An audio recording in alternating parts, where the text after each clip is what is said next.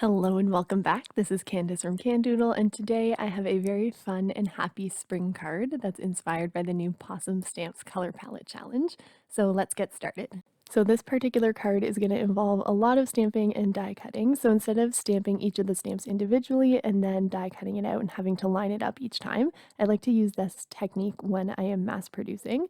So what I did was line up all of the dies that I'm going to be using for the stamped images for this particular card onto a piece of 110-pound cardstock. And this one has some blue rim around the edge because it's one of my scraps. So I thought this would be a good use for it.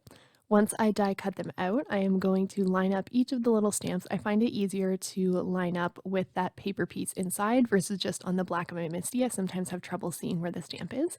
So once I have it lined up, I'm going to stamp my MISTI down to pick up the stamp, and then this is going to serve as a template. So I can put in all of those little puzzle pieces and then stamp them down all at once, and I'll get 5 stamped and die cut images. It does take a little bit of extra work to make this template up front, but I find that I'm more likely to use my stamp sets when I do make one of these for them, especially because I sometimes have trouble lining up the dies after I've already done my stamping and coloring, and I hate to have it off center after I've already done all that work. So now I'm going to go ahead and die cut out a bunch of those little popsicles, and this is a great way to use up scrap paper. That might seem too small to use otherwise, but you'd find a lot of these dies actually fit perfectly on those little scraps that you have. So once I have all of those die cut out, I'm just going to pop them into my template like little puzzle pieces and stamp them down. You can stamp all of them at once or do them one by one, whatever floats your boat and is easiest for how you work. What I really like about this method too that I do is once I'm done all of my stamping, I am going to come in with a piece of just blank paper and put that behind my template and stamp all of my stamps down one last time. And what this is going to do is make it even easier next time that I go to do this because I can line up all of my stamps with that back paper instead of having to individually line them up on all the puzzle pieces again.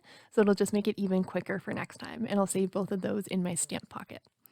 So now moving on to the coloring, you can see all the colors I have there on the left-hand side, and I'm using a whole bunch of greens for this. Now you might be thinking, Candace, green is a weird color for popsicles, other than lime-flavored things, which are delicious. And yes, it is a color that I wouldn't usually use, but the color palette of this card was actually inspired by the new color palette challenge at Pawsome Stamps. So as many of you probably know, I'm on the design team for Pawsome Stamps. I usually do one video for them every month, and they're starting a new monthly challenge with a fun color palette, and I helped design some of them, which is really fun.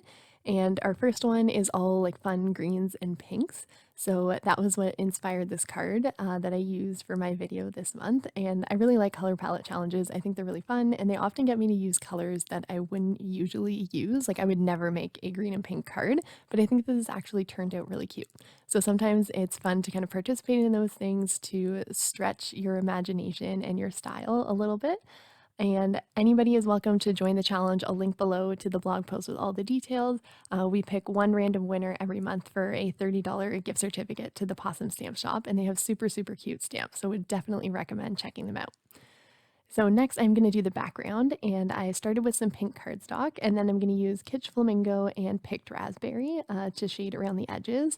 I do have worn lipstick out, but I didn't end up using it. I really like doing ink blending on colored cardstock. I think it gives such a fun little glowy look to the center. And this I ended up cutting down to 4 by 5.5, and I fiddled around with my popsicles for a long time off camera to see what they would look like. And then I heat embossed a sentiment from the Macaron stamp set as well from Pawsome Stamps. So I decided I wanted these popsicles to stand up a little bit, so I meticulously went around and put foam tape behind each of them so they would have a little dimension. You can't quite tell in the video, but it looks really cool in real life, so I'm glad that I spent the extra time to do that. And then I'm just going to cut off the edges. I like to hang my stamped images off the edge so it looks like more of a continuous pattern. I just like the way that that looks. And then I actually used that little excess from one of the pieces that I cut off to fill in that little gap there. Then I'm going to stick on my sentiment, and it is popped up a little bit as well. And then I'm going to, of course, add some bling. This is the Spring Bling sequin mix from Pawsome Stamps, and I used some of the really pale green ones that go along with our color palette. And I just put those in the open areas, and that is the final card.